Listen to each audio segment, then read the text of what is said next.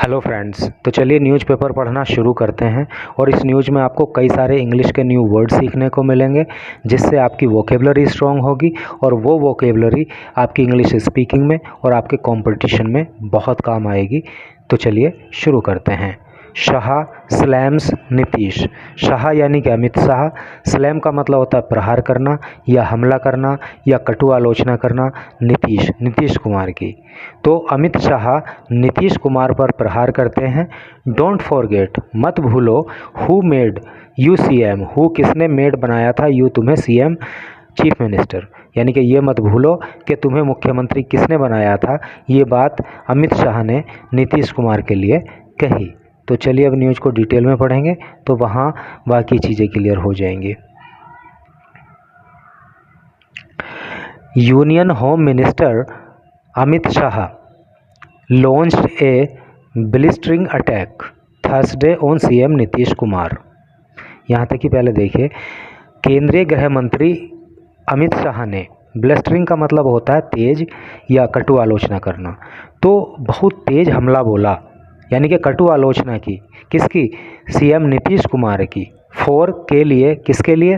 Questioning the work, उस काम पर सवाल उठाने के लिए, done by the Narendra Modi government, जो नरेंद्र मोदी की सरकार ने किया है द पास्ट 9 ईयर, पिछले 9 सालों में। Reminding the JDU veteran that it was BJP that handed him the rain of Bihar. Remind का मतलब होता है याद दिलाना, और याद दिलाया द जेडीयू वेटरन का मतलब होता है अनुभवी व्यक्ति, यानी कि यहाँ पे नीतीश कुमार से मतलब है। तो जेडीयू के वेटरन को याद दिलाया दैट इट वाज बीजेपी, कि ये बीजेपी ही थी, दैट हैंडेड हिम, जिसने उसको हैंड ओवर किया था, उसके हाथों में दिया था क्या? The rains. रेन का मतलब लगाम होता है या बागडोर कह सकते हो आप, जिसने बागडोर दी थी वो बिहार की। ठीक है, तो ये बीजेपी ही थी जिसने जो है नीतीश कुमार को बिहार की बागडोर दी थी, ऐसा अमित शाह ने कहा। यू आर आस्किंग, तुम पूछ रहे हो, वॉट वी हैव डन, कि हमने क्या किया है। जिसके कारण सीएम बने उसका तो लिहाज रखो, ये ऐसे लिखा इन्होंने कि जिसके कारण सीएम बने उसका तो लिहाज रखो, और इंग्लिश में फिर इसको लिखा है ब्रैकेट में एटलीस्ट का मतलब होता है कम से कम।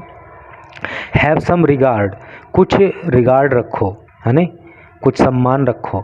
फॉर दोज, उनके लिए, विद होम, जिनकी वजह से यू शेयर्ड पावर, हैं, तुम्हें पावर मिली, एंड बिकॉज ऑफ, और जिनकी वजह से यू बिकेम सीएम, जिनकी वजह से तुम मुख्यमंत्री बने, तो उनका कुछ तो सम्मान करो। शाह ने कहा, वाइल, जबकि, opening BJP's 2024 election campaign in Bihar, यानी कि बिहार में, कैंपेन का मतलब होता है मुहिम या अभियान। 2024 के लिए जो चुनाव होने हैं, 2024 में जो चुनाव होने हैं, तो उसकी मुहिम को चलाते हुए, उसका अभियान को चलाते हुए बिहार में जो है अमित शाह ने ये बात कही। With A rain soaked rally इन लखीसराय, और ये बात कब उन्होंने कही? रेन सोक्ड का मतलब होता है बारिश में भीगी हुई, यानी कि इसका मतलब बारिश भी हो रही थी। तो बारिश में की गई रैली जो कि लखीसराय में की गई, उसमें अमित शाह ने ये वाली बात कही। Where thousands came to hear despite the wet weather, where, जहाँ पे हजारों लोग, केम आए, टू हियर, सुनने के लिए, डेस्पाइट, के बावजूद, द वेट वेदर, गीले मौसम, यानी कि भीगा मौसम, यानी कि बरसात का मौसम। तो बरसात के मौसम होने के बाद भी वहाँ पे हजारों लोग अमित शाह जी को सुनने के लिए उस रैली के अंदर गए, और वहीं पर उन्होंने नीतीश कुमार पर निशाना साधते हुए ये वाली बातें कहीं। Shah approved to people to punish those who ditched the BJP-led NDA। Shah ने ये अपील की, ये अनुरोध किया, टू पीपल, लोगों से, टू पनिश का मतलब सज़ा देना, कि उन लोगों को सज़ा दो जिन्होंने, हु डिच का मतलब छोड़ना, जिन्होंने छोड़ दिया था द BJP-led NDA, बीजेपी के द्वारा जो NDA का गठन किया गया था, तो जिन लोगों ने उसको छोड़ा था उन्हें जनता सबक सिखाए, सजा दे, ऐसा अमित शाह ने कहा। Can you trust the man, क्या तुम उस आदमी पर भरोसा कर सकते हो? हु चेंजेज हिज होम, जिसने अपना घर बदल दिया, मोर फ्रिक्वेंटली, मोर फ्रिक्वेंटली का मतलब होता है बार बार, जल्दी जल्दी, यानी कि जो व्यक्ति जल्दी जल्दी अपना घर बदल देता है, क्या उस पर आप भरोसा कर सकते हो? घर बदलने का मतलब कभी उस पार्टी के साथ, कभी उस पार्टी के साथ, राजनीतिक सेंस में अगर सोचें तो। आगे देखिए, can you give the rain of Bihar, क्या आप बिहार की सत्ता दे सकते हो उस व्यक्ति को, इन द हैंड्स, उन हाथों में, ऑफ सच पीपल, ऐसे लोगों के। तो क्या आप बिहार की रेन, अभी ऊपर भी आया था, बागडोर, लगाम, सत्ता, तो क्या आप बिहार की लगाम, बिहार की जो बागडोर है वो उन हाथों में दे सकते हो क्या? मतलब इस तरह के लोगों के हाथों में जो बार बार अपना घर बदल देते हैं। ही आस्क्ड, उन्होंने कहा या पूछा। The no holds barred, no holds barred का मतलब होता है बिना नियम के। Attack came barely a week after Nitish organized a meeting, तो ये जो अटैक किया गया, ये जो हमला नीतीश कुमार पर बोला गया, तो ये एक सप्ताह के बाद हुआ। बेयरली का मतलब मुश्किल से एक सप्ताह के बाद हुआ, जब उन्होंने एक मीटिंग को ऑर्गेनाइज किया था। यानी कि नीतीश कुमार ने जो मीटिंग एक ऑर्गेनाइज की थी ऑफ द ओपोजिशन पार्टीज, विपक्षी पार्टीज़ की, इन पटना में, to brainstorm strategy. Brainstorm का मतलब मंथन करना, विचार करने के लिए स्ट्रेटजी, रणनीति पर, to defeat BJP in the next year general election. तो अगले साल जो जनरल इलेक्शन होने हैं, आम चुनाव होने हैं, तो उसमें बीजेपी को हराने के लिए जो रणनीति पर विचार हुआ, तो उस मीटिंग को जो है वो नीतीश कुमार ने ऑर्गेनाइज किया था। और उस मीटिंग के एक सप्ताह के ही बाद अमित शाह ने उनके बारे में ये वाली बात कही जो अभी हमने पीछे बताई थी। A total of 15 non BJP parties had attended the meeting. A total of 15 non BJP party, यानी कि 15 पार्टी जो बीजेपी से दूर हैं, हैड अटेंडेड, उन्होंने अटेंड किया द मीटिंग को, held in the CM's house, जो सीएम के हाउस पे रखी गई थी। The union minister described the gathering of opposition parties in Patna. Union minister यानी कि गृह मंत्री जो ये अमित शाह हैं, है नी, केंद्रीय मंत्री, तो इन्होंने डिस्क्राइब का मतलब वर्णन करना, इन्होंने वर्णन किया द गैदरिंग, उस भीड़ का, उन लोगों का, ऑफ ओपोजिशन पार्टीज, जो विपक्षी पार्टियों के हैं, इन पटना में, एज ए, किस रूप में, as a meeting of the corrupt, कि ये मीटिंग तो करप्ट लोगों की है, भ्रष्टाचारियों की है। As he accused them of a collective scam, उन्होंने आरोप लगाया, है नी, एक्यूज का मतलब आरोपी ठहराना, तो उन्होंने आरोपी ठहराया इन लोगों को कलेक्टिव स्कैम के लिए, सब मिलकर, स्कैम का मतलब घोटाला होता है, कलेक्टिव का मतलब इकट्ठा होकर। तो उन्होंने कहा कि ये मीटिंग नहीं, ये तो करप्ट लोगों की मीटिंग है, और ये जो है आरोप लगाया अमित शाह ने कि ये कलेक्टिव स्कैम करने वाले लोग हैं, मिलजुल कर घोटाला करते हैं। किया है इन्होंने कितने का, ऑफ ₹20 लाख करोड़, 20 लाख करोड़ का, बिटवीन 2004 एंड 2014, 2004 और 2014 के बीच में इन लोगों ने 20 लाख करोड़ का घोटाला किया है, जिसको कलेक्टिव स्कैम कह सकते हैं। तो ये उन लोगों का दल है। शाह ने कहा, नीतीश हैज़ रिलिंक्विश का मतलब होता है त्यागना, छोड़ना। शाह ने कहा कि नीतीश कुमार छोड़ चुके हैं principles to continue in power. Principle का मतलब होता है, देखिए स्पेलिंग में डिफरेंस है, अगर PAL होता है लास्ट में प्रिंसिपल तो वो होता है प्रधानाचार्य, और PLE होता है तो उसका मतलब होता है सिद्धांत।